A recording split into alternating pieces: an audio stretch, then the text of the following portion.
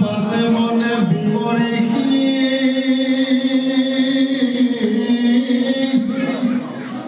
উৰ্বৰ ফুলন্তৰিষি শুনা শিশু বচন সুৰুচি বুলিল যত নিৰ্পতিৰ যেন মন মাৱে যেন উপদেশ দিল অৰাম পাছে তাৰ কাৰ্যলক্ষী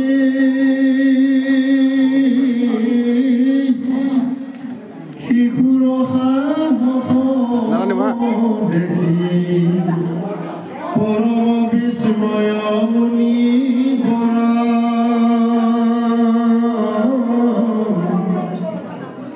উপদেশ চলে দেখি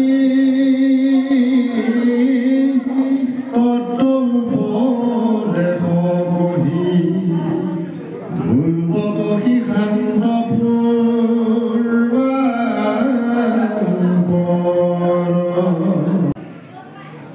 আজি চতুৰ্থ স্কন্ধৰ বৰ্তমান ধ্ৰুৱশ্ৰী সুন্দৰ এটি আখ্যান আপোনালোকৰ মাজত আজি কীৰ্তন হৈছে সেই ব্ৰহ্মপুত্ৰ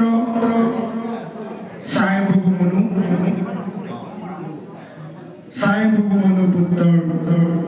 প্ৰিয়ৱত আৰু উত্তানপাত প্ৰিয়ৱত জ্যেষ্ঠৰ উত্তানপাত কনিষ্ঠ সেই উত্তানপাত ৰজাৰ দুগৰাকী ভাইজা আছিল সুৰুচি আৰু সুনীতি দুয়োগৰাকীৰ দুটি পুত্ৰ উত্তম আৰু ধ্ৰুৱ ইতিমধ্যে সেই সুনীতি পুত্ৰৰ ধ্ৰুৱশ্ৰীত এজন পৰম ভক্তৰ কথা আজি বিশ্লেষণ হৈছে যেনেকৈ মাহিমাৰ্কৰ কঠু বাক্যত আৰু তেওঁৰ লগতে নিজৰ পিতৃয়ে কৰা বাক্যত অন্তৰৰ দুখ পোৱাত নিজ মাতৃয়ে ধ্ৰুৱক যি জ্ঞান প্ৰদান কৰিছিল এই সমস্ত জ্ঞান আমাৰ প্ৰতিগৰাকী মাতৃয়ে নিজৰ পুত্ৰক প্ৰদান কৰিব লাগে যে আজি সুনীতিয়ে কৈছিল যে বোপা তোমাৰ মাহিমা আৰু দেউতাই ঠিকেই কৈছে মই আচলতে দুৰ্ভগীয়া আজি যদি সমাজত কোনোজন ব্যক্তিয়ে দুগৰাকী বিয়া পাতিছে আনগৰাকী পত্নীয়ে যদি আনগৰাকী পত্নী পুত্ৰক এনে ধ্ৰুৱ কৰাৰ ব্যৱহাৰ কৰিছে তেনেহ'লে মাতৃয়ে কি ক'ব জানে কিয় তোৰতো বাপে হয় সমান অধিকাৰ আছে সম্পত্তি ক'লে কিন্তু সুনীতিয়ে কৰা নাছিল কৈছিল বোপা সঁচাকৈ মই বৰ দুৰ্ভগীয়া আচলতে তুমি সেই ৰাজপুত্ৰ নহয় তোমাক যে কৈছিল সেই সুৰুচিয়ে যদি তুমি এই ৰজাৰ কোলাত এই ৰাজসিংহাত বহিব বিচাৰিছা তেনেহ'লে তুমি এই জন্মত নহ'ব তুমি ঈশ্বৰক চিন্তা কৰি পুনৰ তুমি মোৰ পুত্ৰ হৈ জন্ম লাভ কৰিব লাগিব এই বাক্যত পিতৃ আৰু মাহিমাকৰ বাক্যৰ আৰু নিজ মাতৃ যি উপদেশ এই উপদেশৰ মৰ্মে 5 বছৰ বয়সত ধ্ৰুৱই সেই তপোৰ বনলৈ ঈশ্বৰক তপস্যা কৰিবলৈ আগবাঢ়িছে এই তপস্যা কৰিবলৈ যাওঁতে তেওঁ এজন মহাবৈষ্ণৱক লগ পাইছিল সেয়া হৈছে দেৱৰ্ষি নাৰদ এতিয়া আমাক এজন গুৰু প্ৰয়োজন আজি কাৰ ধ্ৰুৱ গুৰু কোন নাৰদ এতিয়া নাৰদৰ লগ পোৱাৰ লগে লগে আজি নাৰদৰ পৰা ধ্ৰুৱই কি জ্ঞান লাভ কৰে আৰু সেই জ্ঞানৰ মাৰ্গে ধ্ৰুৱই ভগৱন্তক প্ৰাপ্ত হ'ব সেইকাৰণে আমিও সেই গুৰুসকলক নমন কৰি সেইকাৰণে আমাৰ গীতাত লিখিছে মংগলাচৰণত লিখিছে প্ৰথমে গুৰুক কৰো নমস্কাৰ শিৰ দিয়া চৰণত যাৰ উপদেশে জ্ঞানৰ প্ৰকাশে গোচৰ অবিদ্যা যতন শুদ্ধ সত্যমতী কৃষ্ণত ভকতি পাদ পদ্মৰ নিষ্ঠাৰ জাল ধৰি সত্যম ৰূপ মহাভাগৱত লোকক কৰা নিষ্ঠা সেই গুৰুৰ ওপৰত আজি নাৰদৰ সাক্ষাৎকাৰ হ'ল আৰু সেই নাৰদক লগ পোৱাৰ লগে লগে নাৰদে ধ্ৰুৱৰ কথোপকথন হৈছিল নাৰদে সুধিছিল হেৰৌ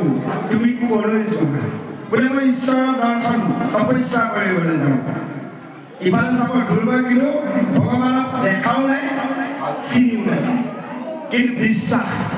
বিশ্বাসে বিলয় ভৰি তৰ্কে বহুত তে হৃদয় বিশ্বাস বান্ধি ভগৱন্তক তপস্যা কৰিবলৈ গৈছিল এতিয়া নাৰদে ধ্ৰুৱক কৈছে কি বুলি কৈছে ঋষি কৈছে পাছে মনে ভীমৰ ঋষি ধ্ৰুৱক পুৰন্ত ঋষি শুনা শিশু বচন আমাৰ একেচয় কি কাৰণে চলি যাহা ঘূৰবৰে কহ বাপু ইহাৰ কাৰণ ইহাৰ তুমি অকলশৰে এই ঘূৰ অৰণ্য মাজলৈ এই শিশু বয়সত কিয় আহিছা মোক কোৱাচোন এই সম্বন্ধী বাপ বন্ধু আমতি সমস্ত আমাৰ মনত এটা প্ৰশ্ন হৈছে প্ৰশ্নটো আমি সংশোধন বিচাৰিছোঁ তাক আমাৰ সৰু ঈশ্বৰ ডাঙৰে গুৰু ডাঙৰ ঈশ্বৰ ডাঙৰে গুৰু ডাঙৰ হয় গুৰু এতিয়া আপোনাৰ ভগৱন্তৰ আমি এই কথাখিনি ইয়াৰ আগত পাতি গৈছিলোঁ যোৱাকালি ভগৱান গুৰু মাজত বিশেষ পাৰ্থক্য নাই দেৱগুৰু গুৰু আৰু ভগৱানৰ মাজত পাৰ্থক্য বিশেষ নাই সৰ্বশ্ৰেষ্ঠৰ গুৰুক আমি শ্ৰদ্ধা কৰিব লাগিব আগতে গুৰু বুলি ক'লে বহু এজন গুৰুৰ কথা কোৱা নাই আমাৰ 5জন আছে প্ৰথম হ'লে আমাৰ পিতৃ মাতৃ প্ৰধান গুৰু এই গুৰুসকলক সন্মান শ্ৰদ্ধা জনাইহে ঈশ্বৰক আমি ডাঙৰ কৰিব পাৰিম যদি গুৰুক এৰি ঈশ্বৰক ডাঙৰ কৰিবলৈ যাওঁ তেনেহ'লে ঈশ্বৰক আমি কেতিয়াও ডাঙৰ কৰিব নোৱাৰোঁ দৰ্শনো নাপাওঁ তাৰ একো ফল নাপাওঁ গতিকে গুৰু আৰু ঈশ্বৰৰ মাজত বিশেষ পাৰ্থক্য নাই গুৰুক ঈশ্বৰলৈ জ্ঞান কৰিব লাগিব দেৱগুৰু কৃষ্ণ ইয়াত বেছি পাৰ্থক্য নাই যদি আকৌ গুৰুৱে ডাঙৰ বুলি আমি ঈশ্বৰক এৰি দিওঁ তেতিয়াও কামত নাহিব আৰু যদি ঈশ্বৰ ডাঙৰ বুলি গুৰুক এৰি দিওঁ তেতিয়াও কামত নাহিব সেইকাৰণে গীতাত আমি কৈ থাকোঁ গুৰু মংগলাচৰণ প্ৰথমে গুৰুক কৰো প্ৰণিপাতক সেৱ দিয়া চৰণ প্ৰথম গুৰুক কিন্তু নমস্কাৰ কৰিব লাগিব গুৰু বাক্যক সেৱ ধাৰ্য কৰিহে ঈশ্বৰক ভজিব লাগিব যদি পিতৃ মাতৃক এৰি বিভিন্ন তীৰ্থ দৰ্শন কৰি সাধু সংগ কৰি চৈত্য শাস্ত্ৰ 18 পুৰাণ যদি মই পঢ়ি আছোঁ ঘৰপৰাই মাতি আছোঁ তেনেহ'লে তাৰ ফল মই নেপাওঁ কিন্তু আমি গুৰুক পিতৃ মাতৃকে আদি কৰি গুৰুসকলক শ্ৰদ্ধা কৰি যদি ঈশ্বৰক ভজোঁ তেনেহ'লে সেই গুৰুৰ দ্বাৰা আমি তৈব পাম সেইকাৰণে কৈছে ধ্যানং মূলং গুৰু মূৰ্তি পূজাৰ মূলং গুৰু পদ মন্ত্ৰৰ মূলং গুৰু বাক্যং মুখ্য মূলং গুৰু কৃপা এই গুৰু কৃপাই যেতিয়ালৈ আমাৰ প্ৰত্যেকৰ হিৰত নাথাকিব তেতিয়ালৈ আমি ভগৱন্তক কেতিয়াও সাক্ষাৎ কৰিব নোৱাৰিম কৃষ্ণ শিশু তই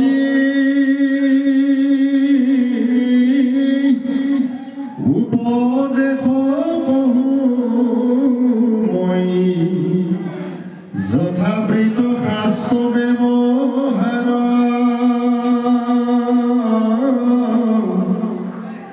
জিকালৰ যেন কৰ্ম জিকালৰ যেন ধৰ্ম জিকালৰ যেন অধিকাৰ সম্পত্তিটো ঘূৰবাব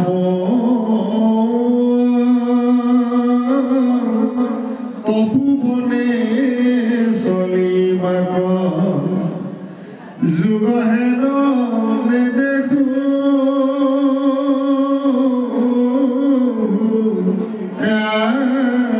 আমি মোৰ বাক্য শুনবাব এৰসবে মনতাব উলটি কি হ'ব তুমি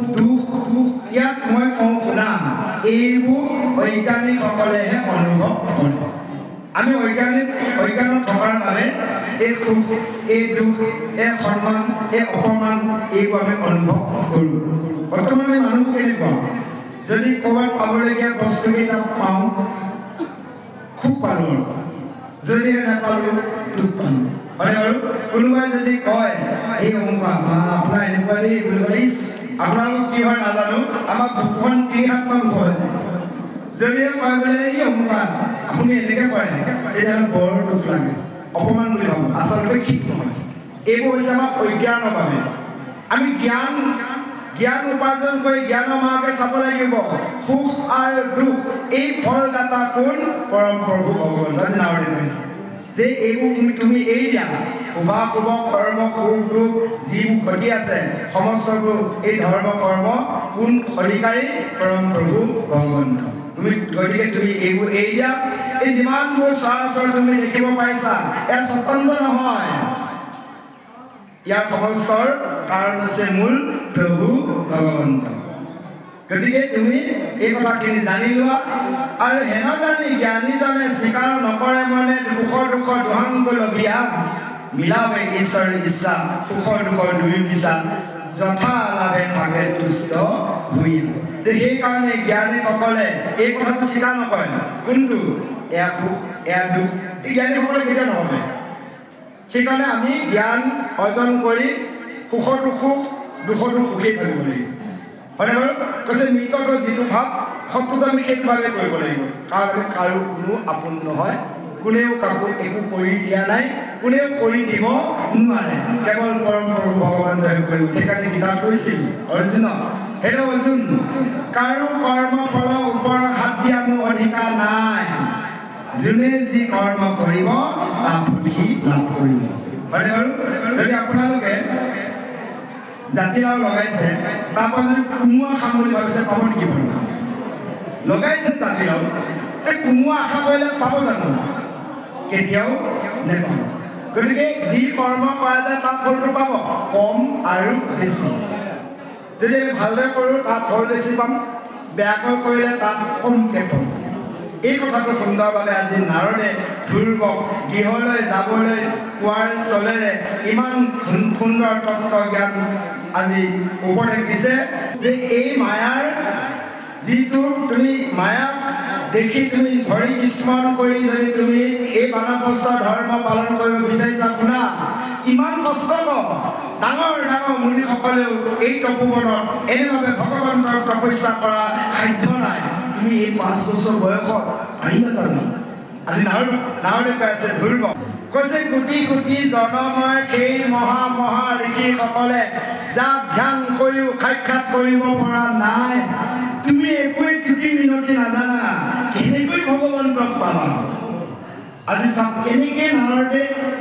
সেই ধ্ৰুৱক তত্ত্ব জ্ঞান দি আছে ইয়াৰ পিছত দুলৰী চন্দক আৰু সুন্দৰভাৱে আগবাঢ়িছে যা গুৰু সমস্ত মাতৃ সমস্তৰ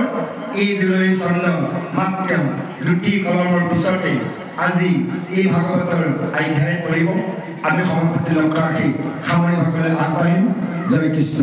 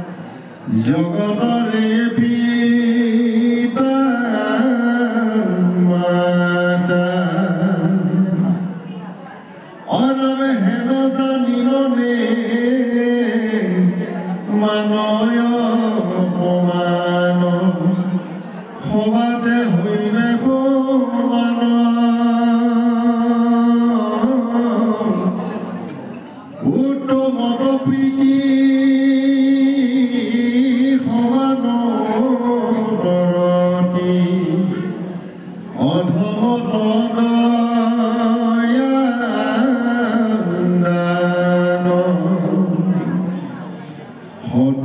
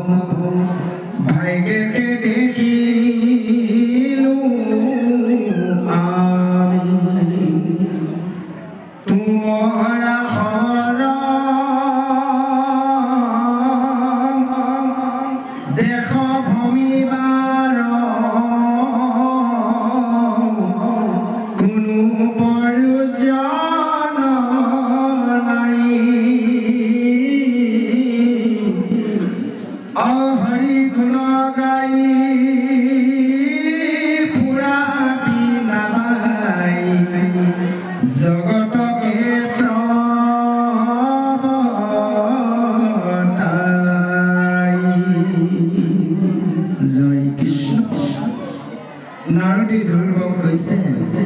হেৰৌ বাবু তুমি মোৰ বাক্য পালন কৰা আৰু তুমি ঘৰলৈ উভতি যোৱা যে তপস্যা কৰা তোমাৰ সেইকণ বুদ্ধি বল জ্ঞান হোৱা নাই যেতিয়া তোমাৰ উপযুক্তৰ জ্ঞান হ'ব তুমি তেতিয়া ঈশ্বৰক তপস্যা কৰিবা যে এই তিনি লোকত ঈশ্বৰে সকলোৱে সুখ দুখৰ ফলদাতাৰ ঈশ্বৰৰ কোনো ভেদ জ্ঞান নাই যে এইজন ভাল এইজন বেয়া এনে কোনো ভাৱনা ঈশ্বৰক নাই যেনেকৈ সূৰ্যই আমাক পোহৰ আৰু তাপ দিছে বায়ুৱে আমাক সুন্দৰভাৱে সকলোকে বায়ু প্ৰদান কৰিছে এইটোতো কোৱা নাই এইজন মহাপাপী এইজনক মই সূৰ্যই পোহৰ আৰু তাপ নিদিওঁ এইজন মহাপাপীক মই কোনো কাৰণত বায়ু নিদিওঁ এই ভাৱনা কেতিয়াও অনা নাই সকলোতে সময়ৰভাৱে সূৰ্যৰ আৰু বায়ুৱে পোহৰ তাপ বায়ু প্ৰদান কৰিছে তদনুৰূপ ভগৱন্তৰ কোনো এনেভাৱে ভেদভাৱ নাই যে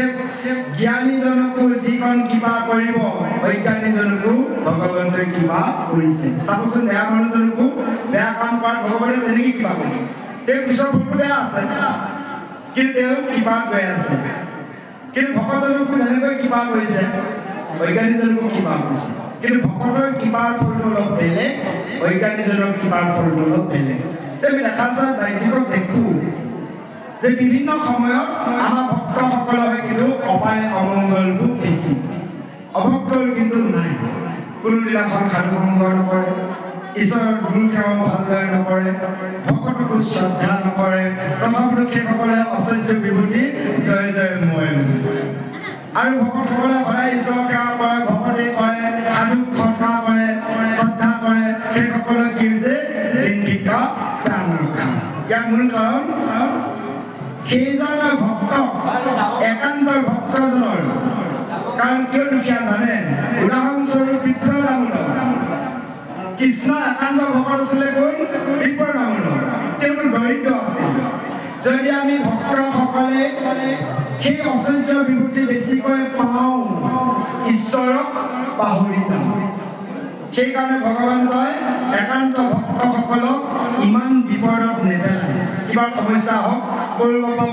ঈশ্বৰে মিলাই সমাধান হয় সেইকাৰণে কৈছে ভক্তসকলক আকালো নাই ভৰালো নাই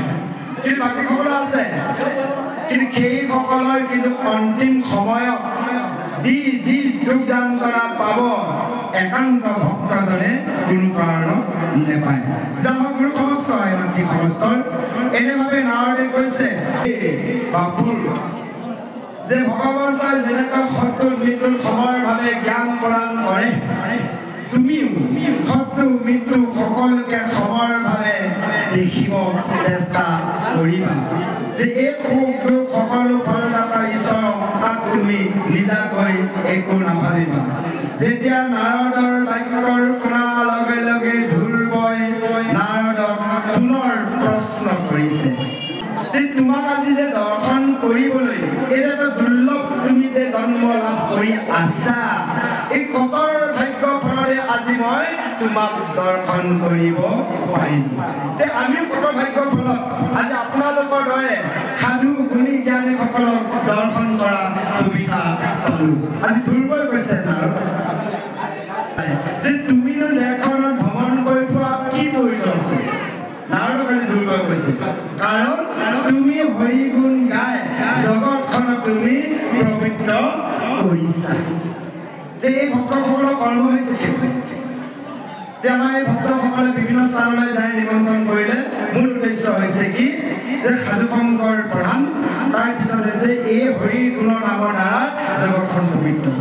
যে আপোনালোকৰ লোকা কৈছে গাঁৱৰ নামঘৰত ইয়াৰ তৃতীয় বাৰ্ষিক নহয় জানো তৃতীয় বাৰ্ষিক ভাগৱত এইবাৰ আমি যি দেখিলোঁ আমি প্ৰথম আহিছোঁ যোৱা বছৰ মাতিছিল আমাক দুয়োজনকে বিশেষ এই তিনিটা দিনত আমি তিনিটা প্ৰগ্ৰাম কৰিব লগা হৈছে সময় নাপাওঁ আহিব নোৱাৰিলোঁ বিশেষভাৱে প্ৰভু কিবা আমাৰ ভাগ্য নাছিল তেতিয়া এইবাৰ ভাগ্য আছিল আমি দৰ্শন হ'লোঁ যে এইবাৰ আপোনালোকক আমি যিবোৰ দেখিলোঁ যদি অহা বছৰ প্ৰভু ভগৱন্তই কিবা কৰে আপোনালোকৰ যদি আমাৰ প্ৰতি কিবা ভাল ভাৱ উদয় হয় ভগৱন্তই দিয়াই নিশ্চয় মাতিব দেখা সাক্ষাৎ হ'ম তেতিয়া এই যে আজি যি পৰিৱৰ্তন দেখিলোঁ অহা বছৰ যদি আমি আৰু অলপ পৰিৱৰ্তন দেখোঁ তেতিয়াহ'লে আমি এই আপোনালোকৰ মাজলৈ আহি এই 2-3টা দিন সময় ভগৱন্তৰ নামত আপোনালোকৰ ওচৰত দিয়াৰ আমাৰ সাৰ্থক হ'ব আৰু যদি আমি একেটাই নিয়ম দেখোঁ তেনেহ'লে আমাৰ মিছাতে শ্ৰম কৰা হ'ব বা আপোনালোকৰ মিছাতে শ্ৰম কৰা হ'ব সেইটোকে কৈছে হস্তি স্নানৰ সময়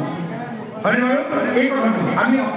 অকণমান জীৱনটো সমাজখনক ঘৰখনক দেশখনক পৰিৱৰ্তনলৈ চিন্তা কৰিব লাগিব সেইবোৰ সমস্ত আইনমতী সমাজৰ আজি সেই শিশু কি কয় ধ্ৰুৱই নাৰদক এনেভাৱে কৈছে তুমি জগতখন পবিত্ৰ কৰিছা কেৱল হৰি গুণ গাই যা হওক ইয়াৰ পিছৰ পৰক আৰু সুন্দৰভাৱে আগবাঢ়িছে প্ৰভুজনক মধুকণ্ঠে আমি শ্ৰৱণ কৰোঁ জয় কৃষ্ণ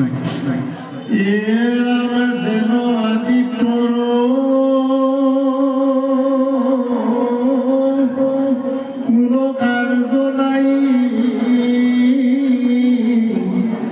তথাপি উঠিৰ মতি লোকৰ কল্যাণ কৰি সৰ্বকাল ঘূৰা মাত্ৰ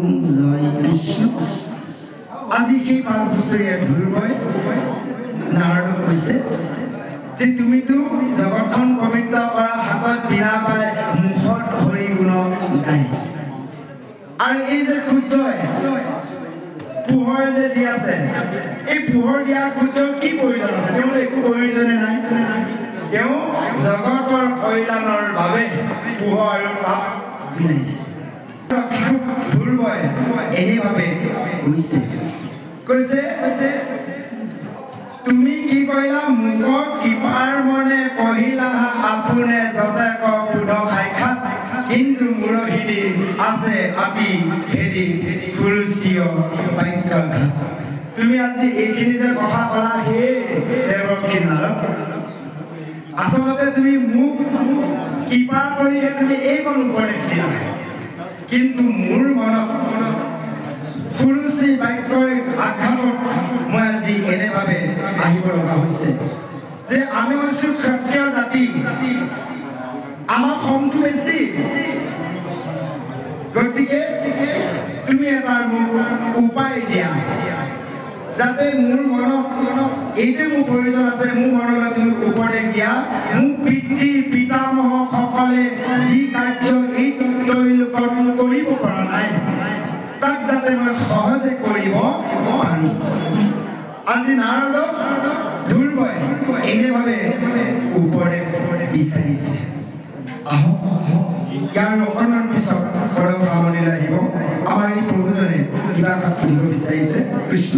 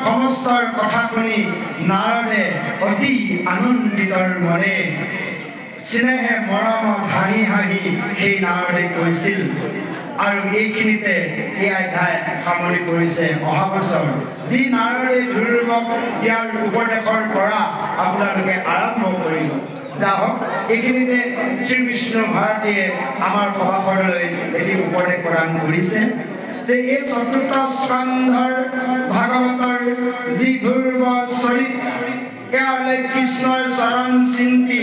যদি আমি কি কৰোঁ শ্ৰৱণ কীৰ্তন কৰোঁ তেনেহ'লে আমাৰ এই মনুষ্য জন্ম কেতিয়াও বৃথাই নাযায়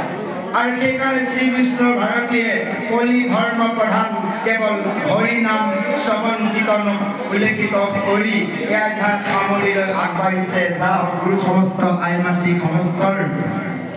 যোৱা পৰহি পৰাই আপোনালোকৰ ক্ষমাৰ ভাৱ ৰক্ষা কৰি গ্ৰহণ কৰি আপোনালোকৰ আজ্ঞাৰ শিৰধাৰ্য কৰি এই আসন অলংকৃত কৰি ভাগৱতৰ তৃতীয় স্কন্ধৰ পৰা চতুৰ্থ স্কন্ধলৈ পদবন্ধে আমি আমাৰ সামান্য সীমিতৰ জ্ঞান ভাণ্ডাৰ পৰা দুআষাৰ আলোচনা কৰিম সেই কিতাপ গোবিন্দ মিশ্ৰই কৈছে মই নিজে মহামূৰ্খৰ হৈ আনক উপদেশ প্ৰদান কৰিছোঁ সেই মহান গুৰুসকলে নিজকে মূৰ্খ বুলি আখ্যা দিছে যে আমিতো সেইসকলৰ নগণ্য কিন্নৰতকৈও নগণ্য সেইসকলে কেনেভাৱে আখ্যা দিব লাগিব আপোনালোকে বুজিছে আমি মূৰ্খৰ মতিয়ে সবাৰো চৰণত দাসত্বৰ সেৱাৰ গ্ৰহণ কৰি এই উপদেশ দিওঁতে যদি ইয়াতে কিবা শ্ৰুতি বিশ্ৰুতি হৈছিল কাৰোবাক আমি কোৱাৰ বাক্যই যদি হৃদয়ত আঘাত দিছিল যে সমস্তজনে আপোনালোকৰ নিজৰ দাসত্ব বুলি আমাক ক্ষমা কৰি দিব আৰু গুৰু সমস্ত আই মাতৃ সমস্ত আজি ভাগৱতৰ তৃতীয় চতুৰ্থ স্কন্ধৰ পদৰ মাধ্যমে যি জ্ঞান উপদেশ দিয়াৰ হৈছিল এইসমূহ যদি আপোনালোকে জীৱনত বেছি নহ'লেও দুই এটা প্ৰয়োগ কৰে তেনেহ'লে আমাৰো জীৱন ধন্য আপোনালোকৰ জীৱন ধন্য হ'ব আশাৰে আমি এটি উপনিষদৰ প্ৰাৰ্থনাই এই ব্যাখ্যাৰ আলোচনী ভাগ সামৰণি কৰিছোঁ জয় কৃষ্ণ সৰ্বে ভৱন্তু সুখিনঃ সৰ্বে সন্তু নিৰাময়ঃ সর্বে ভদ্রাণি পশন্তু মা কচ্চিৎ দুঃখভাব ভবতু ওম শান্তি শান্তি শান্তি জয় কৃষ্ণ জয় জয় ভাগবত জয় জয় সমস্ত লোকাকুশে গাঁও যুৱক সংঘৰ ভকতানি জয় জয় কৃষ্ণ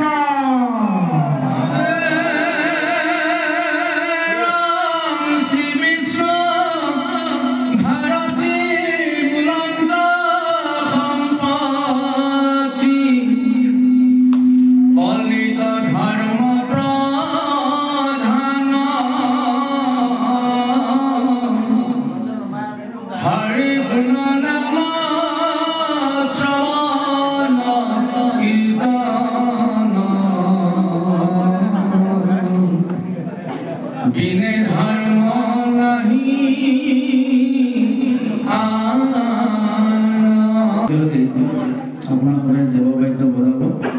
আৰু আইসকলে গুৰুলি দিব কৃষ্ণ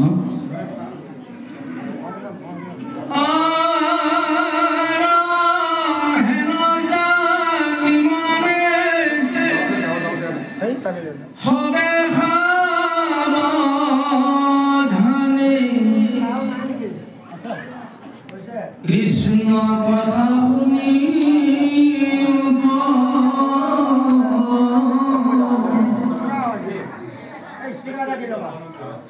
পাপ